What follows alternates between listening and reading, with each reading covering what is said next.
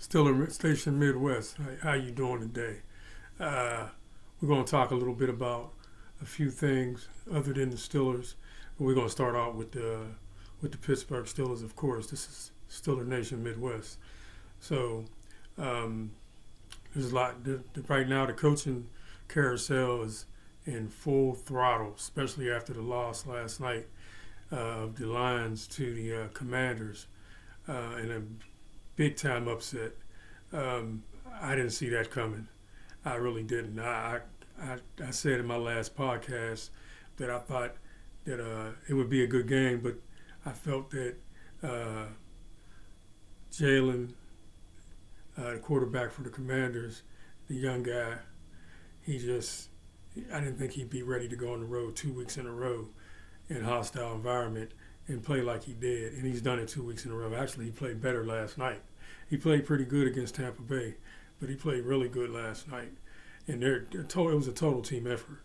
And I didn't realize how fast McLaurin is. I knew he was good, and I knew he had great hands, and he gets open. But that one he took to the house on the sidelines, man, he was at least 3 to 4 yards in front of the defender. He had no way of catching him. There's no way they cut him off either, with no sideline angles or anything. That guy was gone. So they played it good. But we're going to talk about we're going to get back to Detroit because they're part of my speak about the coaching carousel. But first, I want to talk about the Pittsburgh Steelers and Mike Tomlin. So right now, a lot of people in Pittsburgh. And I don't know, there may be a lot of people around the country that are Steeler fans that want Mike Tomlin to step aside so that the organization, Pittsburgh organization, can hire a new coach and start a new journey. Just not blow it up, but just do something different. A lot of people think that he's a really good coach, but his philosophy of trying to win on offense is definitely suspect to many, even myself, because we just keep doing the same thing. And I understand establishing the running game because you need to. You have to in football. You have to establish the running game, or else the defense is going to just sit on you. So it's going to be tough for you to move the ball if your running game is not working. So I get why Pittsburgh wants to run the ball, but they wanted to run the ball. That was the identity to what they wanted to do, and they didn't do it well. They did it first. At the beginning of the season, they ran the ball. They ran the ball well, but down the stretch, they did not. And there was lots of parts to that. The O-line, because I think Warren and Harris are capable backs. I think we need a third down back. I think Warren should play a lot more, and I think that's what's going to happen because I don't think Najee's coming back. But back to Tomlin. The Chicago Bears gave Pittsburgh a call earlier this week to see if Mike Tomlin was available because they wanted to speak to him. They wanted to interview him. He was like one of their top guys on their list, and they were just trying to see what they got. They got a young quarterback up there with Caleb Williams. They got a decent defense. Tomlin probably could work with that, and they would probably turn it around, pretty quick. And that's why he's so sought after. I don't care what Pittsburghers who don't like him say. Some of it's personal. Let's keep it business. I think he should make a change because I think we should. If he's not going to do it on the offensive side of the ball himself, then he needs to hire, needs to let Arthur Smith just run his offense because I don't think he's going anywhere unless he gets hired with one of these vacancies. So, and he did interview with the Jets this past week, but haven't heard anything since. But he's got to back off. And if you listen to a lot of people that are in the know, like Gary Dulac, who's one of the main reporters for the Pittsburgh Steelers, he said, "No way, no how does Tomlin mess with the offense." They said in the building, You don't see him in offensive meetings. Smith runs those meetings, and it's his game plan. Of course, a head coach is going to say, you know, "Nah, you sure about that game plan?"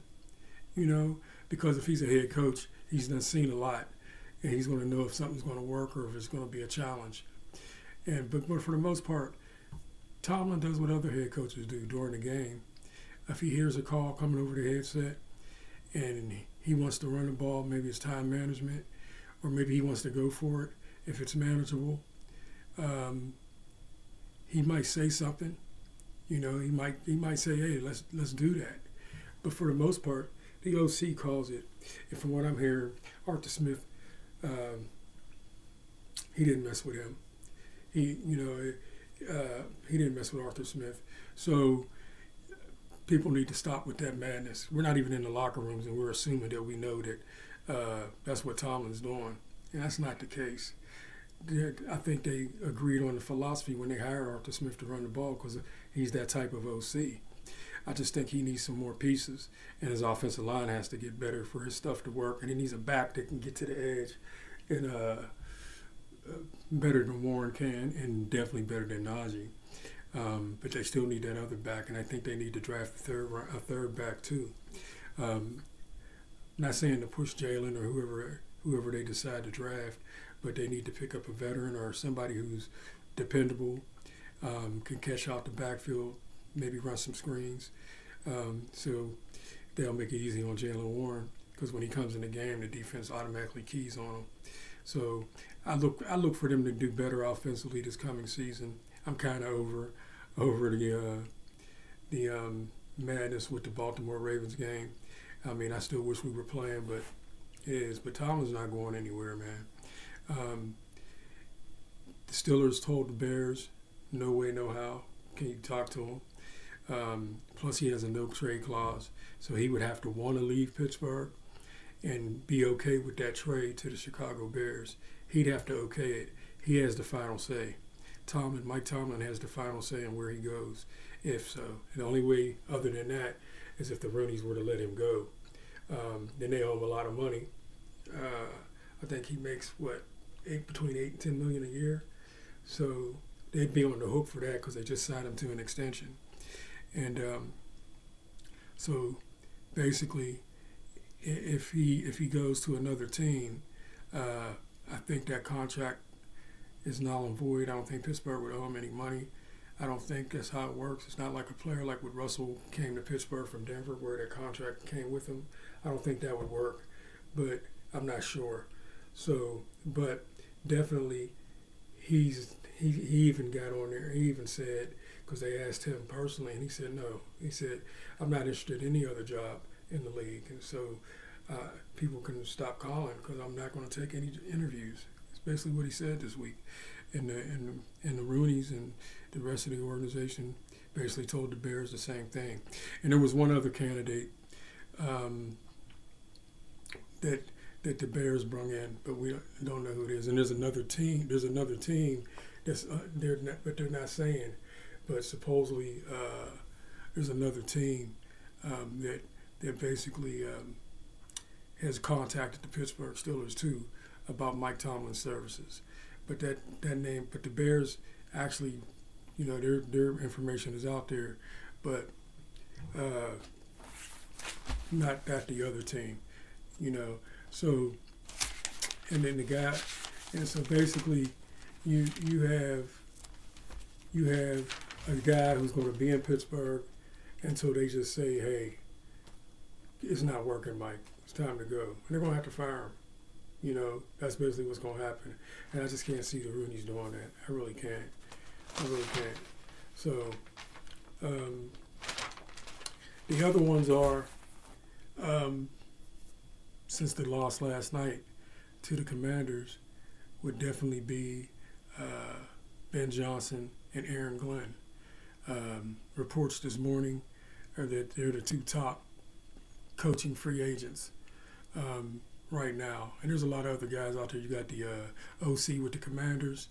I don't know if he'll get a job, though. I can see him get another OC job somewhere, but I think he wants to be a head coach. So I don't know if he'll leave. I don't know if he'll leave Dan Quinn in Washington and move on if it's not a head coaching position. But I know he's going to be sought after. But Ben Johnson and Aaron Glenn, a lot of people think their stock went down because of last night. No, Commanders just played an unbelievable game, and they just did really well. And Quinn had a great game plan. So did their OC and defense coordinator. They just put a good game plan together and went up to Detroit and handled their business. And the players played. They balled out. I mean, did they ball out? They balled out. And number 5, he got busy.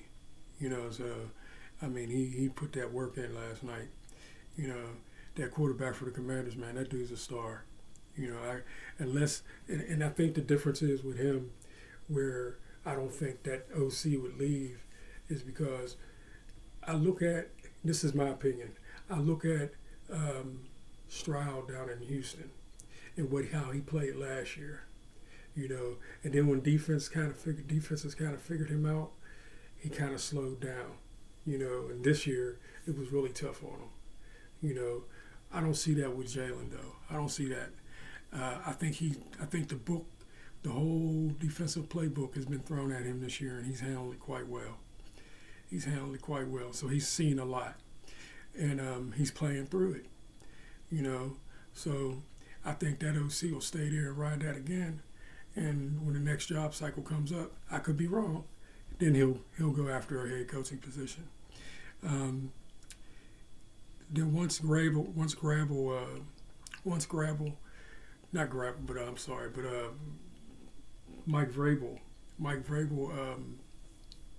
got hired by the Patriots, and then McCarthy, Jerry Jones and McCarthy decided to part ways.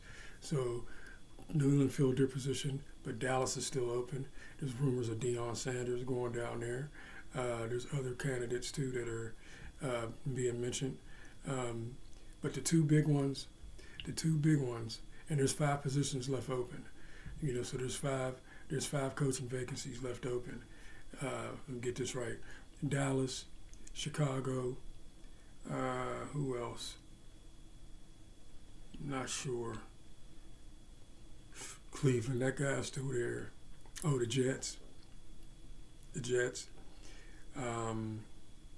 Two others, I'm not sure, but yeah. But so it's 5 altogether, and they're all looking for coaches. But I think Aaron Glenn and Ben Johnson's probably topping the list. But because Aaron Glenn's a defensive-minded coach, but like I said in the earlier podcast, he has too many connections. I think he'd be fine on offense, and he won't bother, and he'll bring in a great OC, and he'll be fine. Ben Johnson is an OC, so most likely he'll call his own stuff, or he might hire somebody and groom. Who knows? But I don't think he would do that initially. I think he would run the show as a head coach and also as the OC. So basically, that's what you got as far as the coaching go, and we'll have more news on that. So as the ball drops and teams come off the list by hiring their coaches and then getting their staff together, we'll have that on the podcast, and I'll make sure I get that information out on future podcasts, and there won't be lapses in it. I'll do it immediately when I find out. Also, in other NFL news, we got prospects. It's draft time, so people are already actually talking about who Pittsburgh has on their list, or it's opinionated, but Mike Niscastro of Bleacher Report, he reports 5 guys that he feels strongly about that Pittsburgh will possibly could go after in round 1 and even in the mid rounds. And the first one, because of their wide receiver room being an influx, they don't know what they're going to do with Pickens, if they're going to trade him, or we needed another receiver all year, so it makes good sense to go ahead and draft a receiver. So I know they're most likely in their war rooms and their scouting departments already got their board ready to go. And I'm just wondering if this guy's right. because I watched this dude play and he's pretty good. Emeka Ubuke, wide receiver out of Ohio State. They said he can contribute immediately on day one. He does the big three. He's good in the screen game, intermediate passing game, and occasionally long Damone ball, which I don't really like, but they're saying he'll go get it. And he has decent speed, and he's a great route runner. So I don't know how long he'll last. I don't know if he'll last till 21, unless Pittsburgh was to move up, or if there's other receivers in front of him that other people may covet it. And Pittsburgh he might not even be one of Pittsburgh's guys, but I doubt it. He probably is on their board, more than likely. So he's playing in the national championship game. And to note that most of the guys that I'm going to mention are playing tomorrow night in the national championship game of Notre Dame and Ohio State. This kid plays for Ohio State. So look for him tomorrow.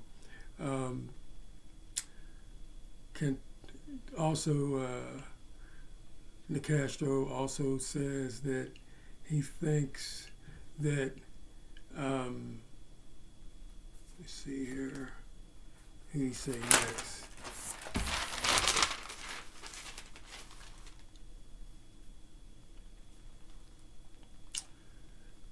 Well, actually, let me get this in there too. And they said he's just behind McMillan and Luther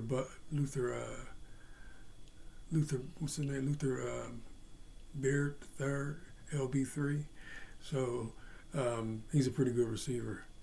Then the other guy's Donovan Jackson. He's offensive lineman, and from what I'm hearing about him, he's played guard. He's a guard, but he moved to tackle. They had some injury issues at their left tackle position, and he played tremendous throughout the year. Didn't miss a beat, and he's a dual guy, so he can play guard. They think he can play guard and also tackle, left tackle. I don't know about the right side, but left tackle and also guard. And they said he's a really good pass blocker. So I think that would help. We do have Broderick. We have Furatu, and Dan Moore's probably going to be out of here. We're losing Shields. I think, to be honest with you, I like Mason. I like Mason McCormick, but I think we can upgrade a little bit with him. And this guy might challenge him a little bit. So he'll play tomorrow night also. His name is Donovan Jackson, offensive lineman. And against Texas in that Final Four game, he played tremendous. This is what his stats were like, and this tells you a lot. He had 0 pressures. That means nobody got to that quarterback. Nobody got to him. Or from his side, no one. No hurries, so his guy didn't hurry the quarterback. He was nowhere near him. That's what it's telling me. And no quarterback hits, so if there's no hurries, the quarterback didn't get touched either. And no sacks allowed against Texas, and they're a pretty good team. They got a formidable defensive line. So this guy's probably pretty good, and he's definitely early second round pick. But they need to look at him. I can see that. The other guy, we need a running back, man, and I don't think that the kid out of Boise State will be around at 21. I really don't think that.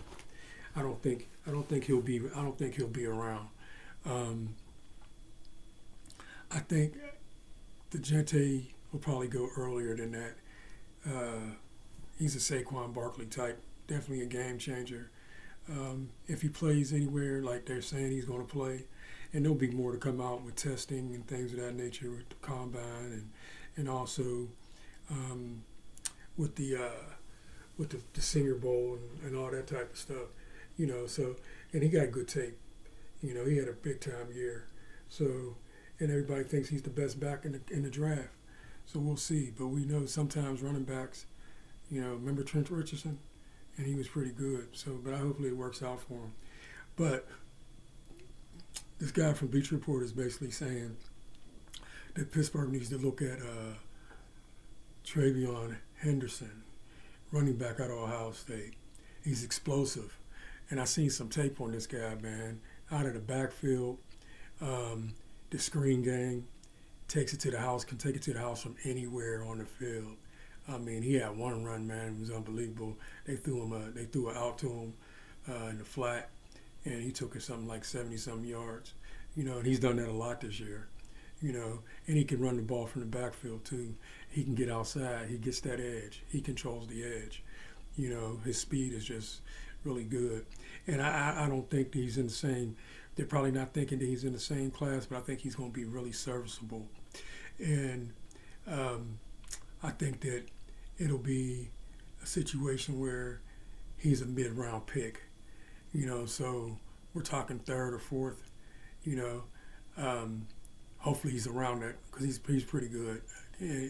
So I think he could help us too. I agree with this guy.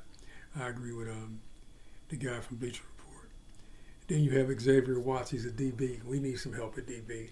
We don't know what's going to be up with Dante Jackson. We're pretty solid on the other side with Joey Porter Jr.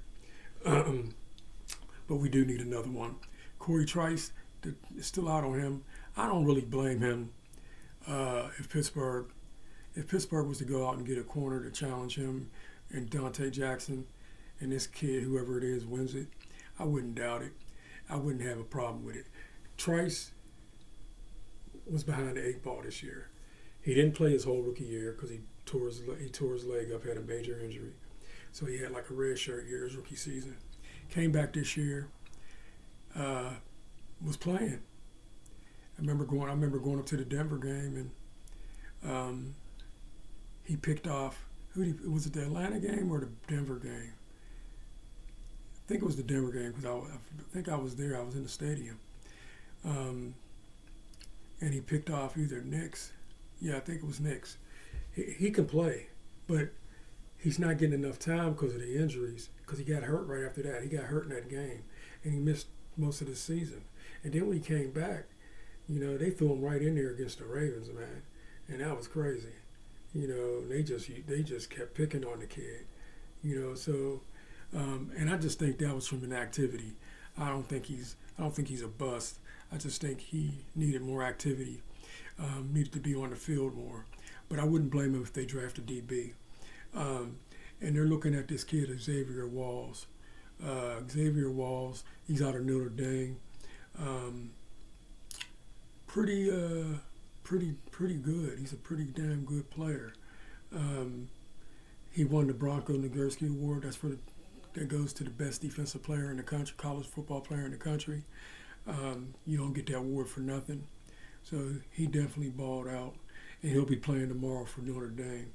So I think he can really help us. I really do. I really think he can help us, and I think that he's a versatile defender. So he plays that corner spot. They say he can play some safety, nickel, all that. He can play inside the slot. He can play outside the numbers. So let's see. Let's take a look at him. His name is Xavier Walls out of Notre Dame. Okay.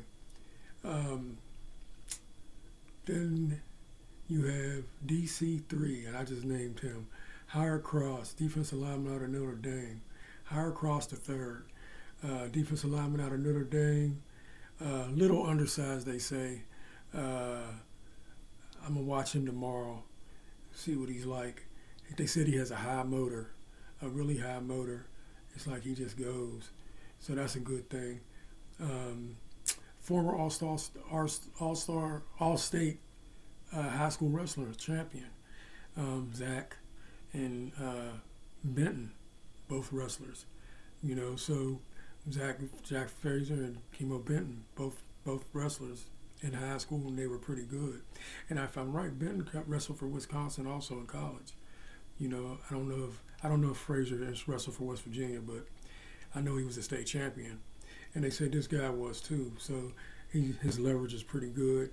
His lower body strength is probably pretty good. And he probably gets a lot of leverage on people, which is going to help him as a defensive lineman, as long as he's not too little, But it's Howard Cross, defensive lineman from Notre Dame, um, and I think he'll definitely help. He'll definitely help if he was to come to us because we need the help on the defensive line. I think we'll try to go after a free agent. Um, I'm hoping Javon Hargrave, bring him back. He needs to come back to Pittsburgh. He's a little older now, but he's still productive. He got hurt this year out in San Francisco and missed a little bit of the season, but he's not an injury-prone player.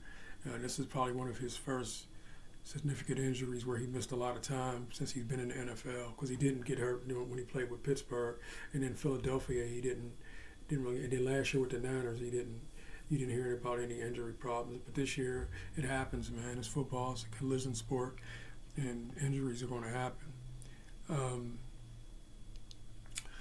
But I think we'll go after a free agent defensive lineman. But if we draft one, I think we'll draft one also, because I think we won't re-sign Loudermilk. A couple other guys too. I mean, it's Preston Smith, outside linebacker, defensive end. He's really undersized. He's more of a stand-up defensive end. They're already saying they're not bringing him back. Then you have some other defensive linemen that we have that. I mean, I think we can upgrade. Ogunjobi's gone. Adams is leaving. Adams, they won't. I don't think they'll re-sign him. I can't see it. So I think they'll bring in a couple free agent guys that are pretty good on the defensive line. You still got Lee Lowry. You still have him, and then you have Cam and those guys up front. So free agent tackle, a good one, and draft a guy like this. We should be straight. It should be all right. And then you have another corner, Benjamin Morrison, quarterback out of Notre Dame. He hasn't declared yet. A lot of people are saying he's going to. That's the word. So he's a junior. So, but he's really good. He's a corner. He got hurt this year. So that's why people think that's why, and I think that's why he'll come out too. So, and because they say he'll still go high. A lot of people think he's a first rounder. So I think somebody will take a chance on him. Why not it be Pittsburgh? We got Joey Porter, Dante Jackson, and Trice. So we can go after a kid like this. We can, And he says he's pretty good. He's a first round. If you're a first round corner, man, you're pretty good. So so as far as that goes, those 5 prospects, and there's many more, but that's a game that's going to be on national TV tomorrow. Notre Dame and Ohio State. By the way, I think Notre Dame is going to upset them, even though Ohio State is playing tremendous right now. I just think Notre Dame's going to knock them off. And I think, I could be wrong, but because right now Ohio State's with an 8.5 point favorite. They got, so Notre Dame's a dog, 8.5. So they're thinking more than a touchdown, but I don't think that'll happen. So, but for those 5 picks, give me yours. So I don't have the lines yet in the comments. You can go on there and comment if you need to. But if you want to give me a full list, you 5 or more, and I'm gonna go ahead and talk about those who send me anything in for their 5 picks who they think Pittsburgh should go after, and make them reasonable. But it's your opinion. But I get it. Don't add free agents. We'll get into that later. Just do draft picks out of college, whether it's the games tomorrow or anybody you've seen play or heard about and seen good tape on that you think will help Pittsburgh at certain positions of need. So you can contact me at my email, jmjjenn66@gmail.com, and you can leave your 5 picks there. Basically, just make sure you leave your name and leave your city too. Leave your city. But that's all I need. I don't need any other comments or anything like that. It's just that, and I'll talk about those picks on the podcast. I think that'll be pretty fun. But let's talk about this. Let's talk about these games, these NFL games. So yesterday, the Chiefs took care of business, like I thought they would, but it wasn't easy. It wasn't easy. The Texans, man, I don't know. I mean, they just made too many mistakes. The Chiefs are the Chiefs. They know how to win. But you can't do that with them. You can't play like that and get up on them and have more yards than them. You outgained them statistically. You basically outplayed them in the first half. You outplayed them in the third quarter when you first came out. You drove the ball all the way down the field. You used like 10 minutes clock. You did what you're supposed to do. But then you didn't score when you needed to, and your kicker missed a couple. He missed an extra point. I think he miss two? And he definitely missed a field goal at the one end. So, Fairbear, that's his name. So, they didn't look bad. Mixon played hard. Mixon runs the ball well. It was a good pickup for him. Stroud, man, he got sacked 6 times. Casey brung that pressure. And Mahomes was just working his magic. Now, one thing I will say, they need to, and when they have the rules meetings, they need to look into, and this is for all quarterbacks. I'm not saying this because it's Mahomes. I'm saying this for any quarterback. I don't care if it's ours. I don't care if it's the Pittsburgh Steelers quarterback. I don't care who it is. Man, come on. Knock off the madness. It was obvious to see that Mahomes was trying to get hit on the sidelines to draw a penalty. Trying. Right in front of the ref. Right in front of the official, And he does that a lot. So, I mean, the one play, he basically stopped like he was waiting, like he just went away. And he's in bounds. So he would have been a legal hit. But the defender made a smart move because during that, I think it was like either before that or after that, they got a roughing the passer penalty. They got one in the first half that was bogus. And they got one in the second half, and it was definitely, they called roughing the passer, and he did not hit him. Even the announcers, Aikman, and them was like, that's a terrible call. And then that old referee that used to ref, that big time official, he works for the NFL. He lets us know if he thinks it's a good call or whatever, or what should be done. And most of the time he's pretty fair, he's accurate. And he said that was a terrible call. And he said the Rules Committee, Aikman Oliver saying the Rules Committee got to do something about that because the quarterbacks are using it to their advantage, and it's a bad advantage. It's the same. To me, it feels the same way as when they start saying you can't hit the receiver, defenseless receiver. Now, I get it, and I understand the safety part of it, but if you play football, majority of the time when you catch the ball and you're running, what is the first thing the guy with the ball does? He crunches down because he feels the contact coming. He lowers his head because he's bracing for the contact because he can see the defender, right? And he's making sure he got that ball tight, right? When he lowers his head, if the defender is already launching to tackle him, when he lowers his head and the defender's here aiming for his chest, which is legal, now whose head's in the way? The receiver's head, the quarterback's head, because they all do it. And then you throw the flag on the defender. Come on, man. Come on. So it's getting out of hand. It really is. But it is what it is. I think that's not why Houston lost, but it did hurt them. Those penalties hurt them. So it did hurt them, and that kickoff return they gave up at the beginning of the game, that didn't help to start the game off in Arrowhead. You can't do that. Not in Arrowhead. Can't do it. I've been in that stadium to watch the Pittsburgh Steelers play. It's loud.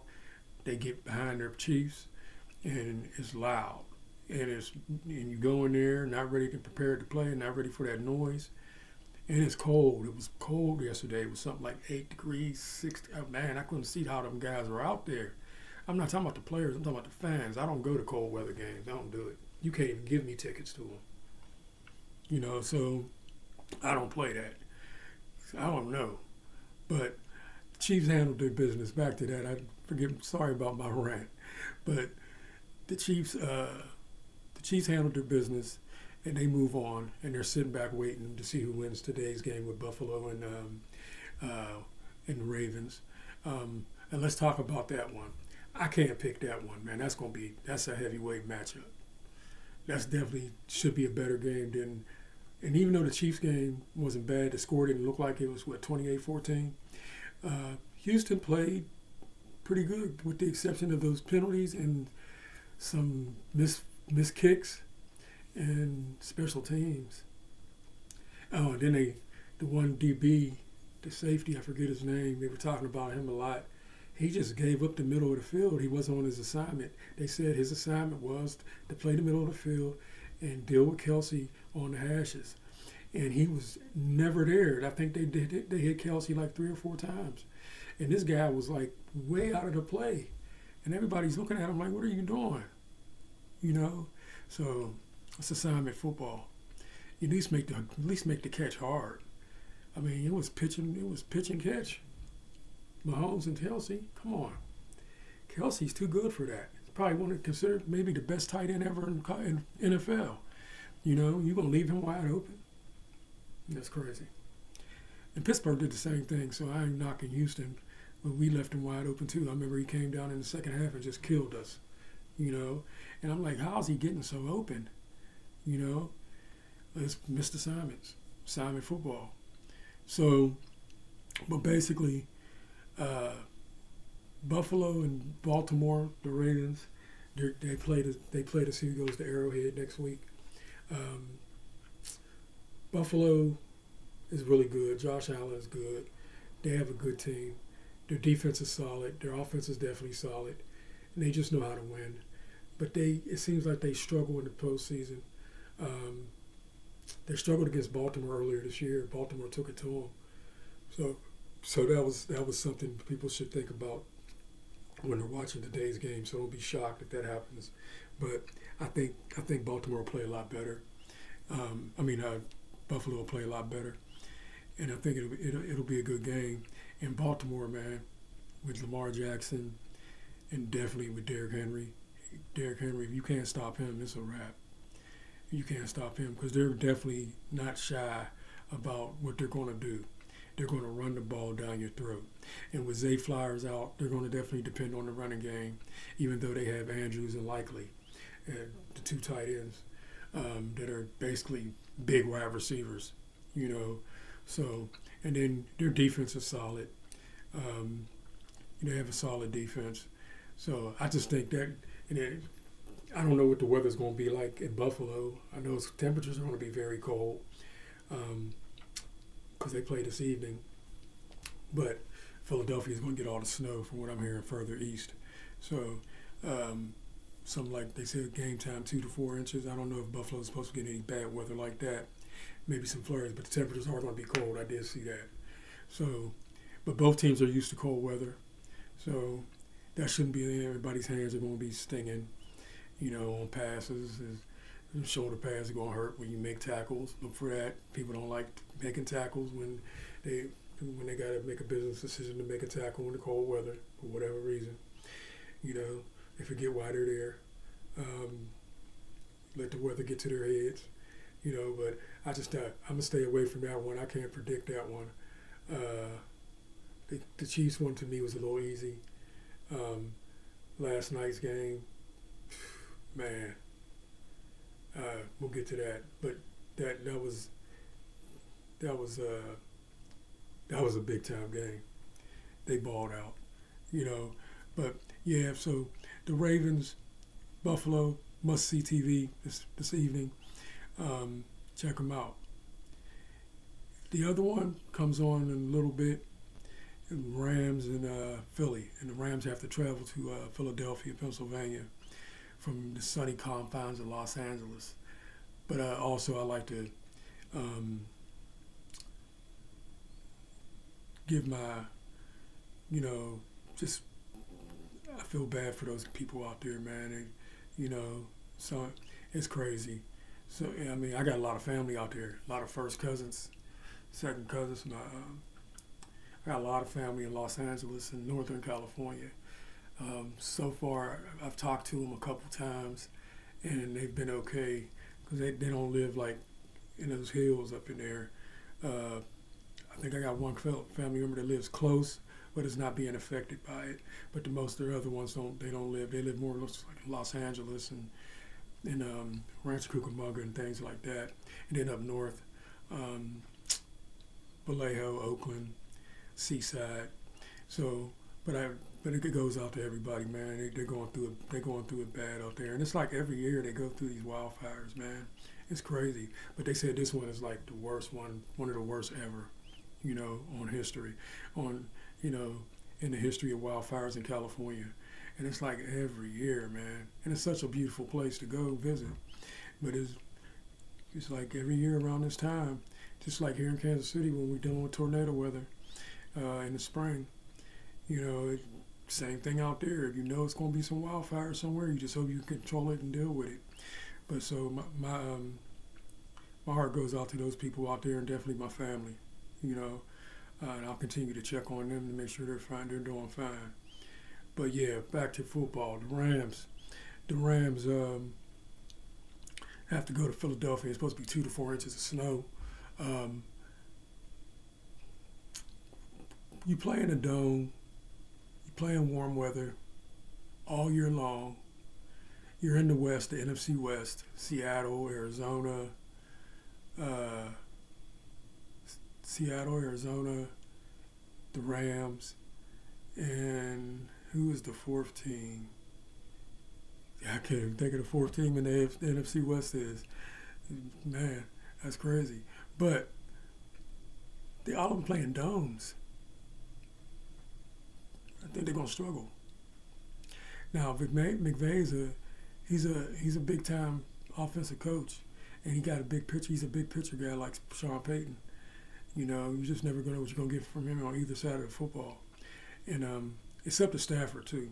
So I think Stafford, who is used to playing with domes, played with the Lions in the dome. Now he's in LA, same thing. See how he plays, how he deals with this weather. That ball feels different, feels funny. But he has big hands, as they were talking about yesterday. So, but still, I just don't see it's going to be tough. I think it's going to be a good game. I don't think the Rams are going to lay down. I just think Philly got the edge unless they just choke. But with Saquon Barkley, Hurt, Brown, the other receiver, the tight end, man, and their defense is vaunted. So I think the Rams are going to have to come ready to play. They're going to have to bring their A-plus game to get out of here with a win to move on to the NFC Championship. And then they're going to sit back and wait for the Commanders. And the Rams, if they win, the Commanders got to go out to L.A. They got to go to L.A. Wouldn't that be something? It's like when Pittsburgh went to the Super Bowl against Denver when they beat Seattle. Was it Seattle? Yeah, beat Denver in the AFC Championship. They went on to Seattle and won the Super Bowl. We had to win 6 straight games to get into the playoffs. If we were a 6 seed, so when they only had six seeds, if we ran through the playoffs, 3 straight wins. At wild card, divisional, AFC Championship, so 4 straight wins in the Super Bowl. So it can be done. It's been done, and the Ravens did it before too. So it can be done. It's just rare. But for him to have to go on the road a third time, anywhere it goes, he's going to have to go on the road. But if he got to go to Los Angeles, it makes it a little different for him, a little further away. But it's turned out not to matter with him. This guy can play. And the Commanders quarterback, he's just a really good player. And you see what he did in Tampa Bay. We see what he did last night in Detroit. In Detroit, man, they're not going nowhere. They're going to be fine. Everybody thinks the coach of Detroit's a bum, and now he's a bum. It's crazy how people react after a loss, man. Get all emotional and in your feelings. Dude's a really good coach. You know, I made a post earlier on another social media site about that, and somebody had mentioned that was he, like was he a fluke or whatever? I'm like, he's a very good coach. Sometimes you get the bear, sometimes the bear gets you. And who got who last night? The bear won. So it happens sometimes, and it's the NFL, man. This ain't high school football where you're 0 and you're 1-9 or 2-8, and you're playing against the number one team in the state. More than likely, you're going to get blown out. More than likely. College football too. NFL, not the same. You can be playing against a team that's not that good. They look like they're having that great season, and go in there and get a W. They'll go in there and get a W on you, and you'll be like, what happened? That's the NFL. So it's possible. It is possible. So those games come on today. I think Philly will win. Then we'll have the setup for next week, the AFC Championship, with the winner of today's game this evening. We'll know later on about Buffalo or Ravens, who's going to take the trip to Arrowhead, and then we'll know later on this evening who's going to host. Is it going to be the Eagles, or is it going to be the Rams hosting the NFC Championship against the Commanders? So basically, that's the podcast has been, the podcast is going great, man. I'm having fun doing this. I love talking football, but now with the off season, I know I got to add more content and different content. So we're going to start talking about free agency. First, we're going to talk about major coaching hires and changes, because that's about to ramp up. It's about to ramp up. It's already started today with Ben Johnson and Aaron Glenn. And so those are the two, like I said, big-time coaching free agents. So, and it's only going to get, after these other games take place, there's assistants, the OC in D.C., never know. I don't think he'll get a job, but you never know. Arthur Smith already interviewed with the Jets. I think he had another interview too. Never know. So then that means Pittsburgh will be back in the running for an OC. And I know they'll come from outside the building. Again, they already let that be known. They're done with that hiring inside, just giving a guy a chance. They're going to go get the best guy, I hope, that fit what they do.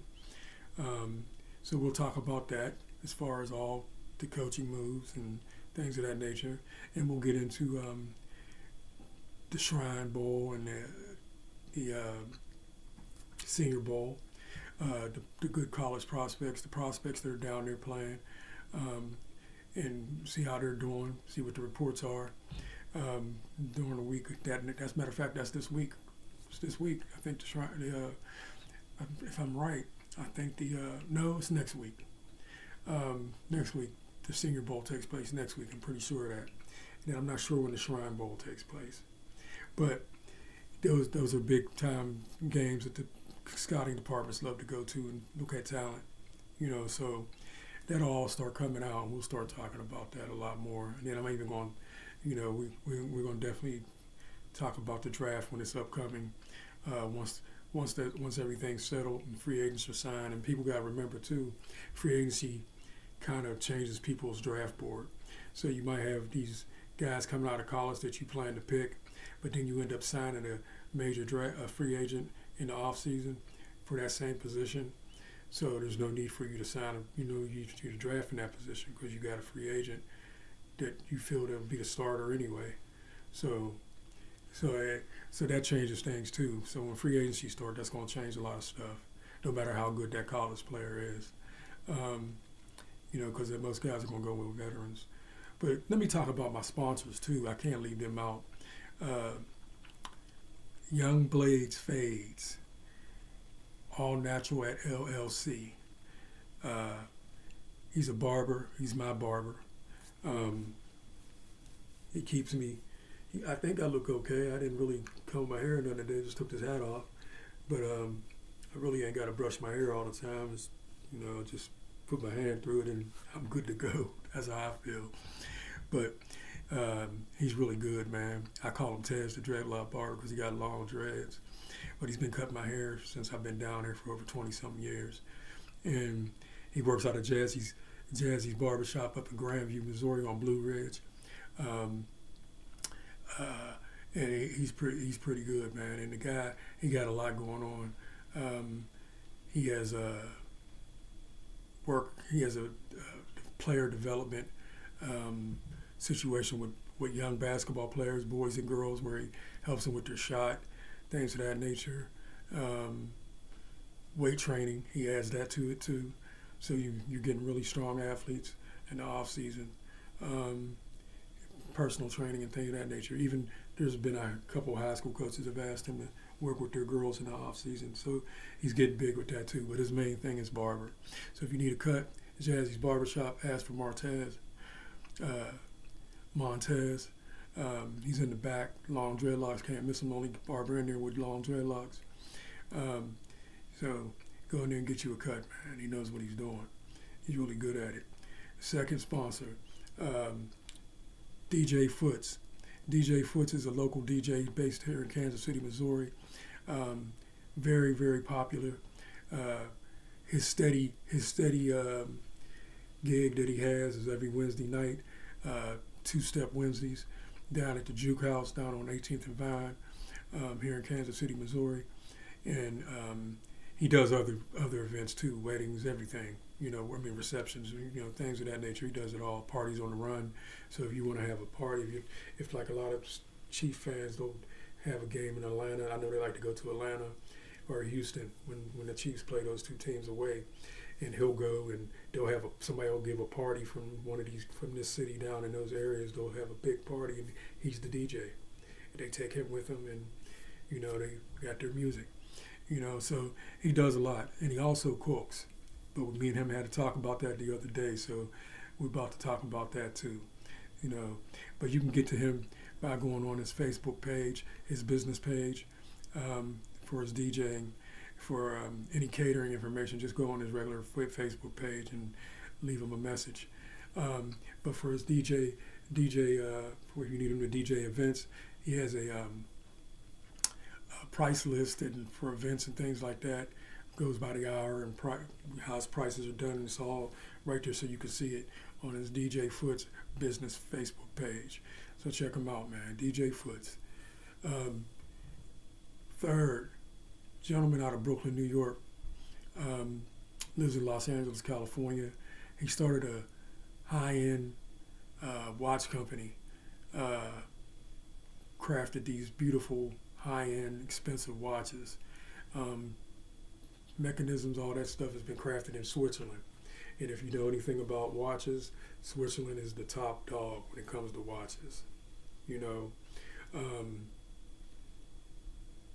Rolls Royce is up there with them. It's up there with the Rolexes and things of that name. And I'm not plugging them. I'm trying to let you know where his watches are at. And he's been in business for 4 years. His clients, several pro boxers, and one of the NBA referees. He has a post on my Facebook page and on Instagram also. And he has it also on Instagram, where you can go to Compass Timepieces and you can look at the different podcasts and things of that nature. And he tells a story on how he got started 4 years ago. A couple weeks ago, he just had his 4-year business anniversary. So he's doing well. He's doing well, man. And hopefully I can get to one of those watches one day.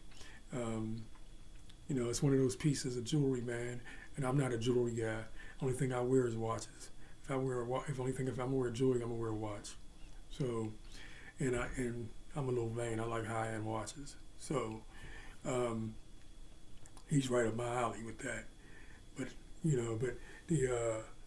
but as far as his product, it's growing, man. It's just big, and he's just doing a tremendous job. He's doing a tremendous job with it. So check him out. His name is David Carrington. Compass Timepieces. Really good product. High-end watches, man. Then you have a young lady out of Los Angeles, People of Color Beauty Nail Polish. She started this company some years ago. She basically has been in business for, I want to say 6 years or so. She's a career entrepreneur. She's had several businesses, but this one, she hit the jackpot. And she's been on Good Morning America. She had a slot on Good Morning America talking about her product. They interviewed her. They brought her on. Got an award from Oprah. Was in one of Oprah's magazines with nice articles about her product and her. And you can go on our website, People of Color Beauty Nail Polish. People of Color, just put that in. You put that People of Color Beauty in, and you'll get all the information you need. She's on Instagram, she's on Facebook, things of that nature. And I've posted stuff on Instagram, and I had stuff on that other website they just canceled. If y'all don't know about that, TikTok is no more for right now. So just let you know that the other day you woke up, and it's gone. All your information is gone. So if you use TikTok for businesses, hopefully it comes back. But yeah, she's doing really good, man. And so support her. Her product, you can reach her product if you're in Los Angeles or in California there, and she's in Macy's and things of that nature. She's in different department stores around that area in Los Angeles, and she's on Amazon. So if you want to order her product, you can go on Amazon and order it, and it has everything on it that you need to look at and that you can purchase from her. Also, this week I'm going to have a new slot coming in to assist me with my podcast. I'll wait, but that's coming soon. And I love doing them solo. There's no problem. But what I'm finding out with podcasts is that they always work better when you got multiple guys. It seems that way. I mean, you can do it solo. It works. It does. You still get your content out there. It's just a little harder to do. It's gotten easier for me. I remember I struggled to get 25 minutes in, and now I can sit here easily in front of this camera and talk about content for almost an hour on my own, So stay tuned to that. And like I said earlier, before I mentioned my sponsors, we got a lot of stuff going on in the off season, and actually we're kind of starting now. If you notice with the podcast I gave today with the some of the possible draft picks for the Steelers and things of that nature, and coaching carousel and things of that nature. So I'm glad you joined me today. Please watch, view, and subscribe to my podcast. Hashtag SMN, SNM, Steeler Nation Midwest. Okay? Thank you.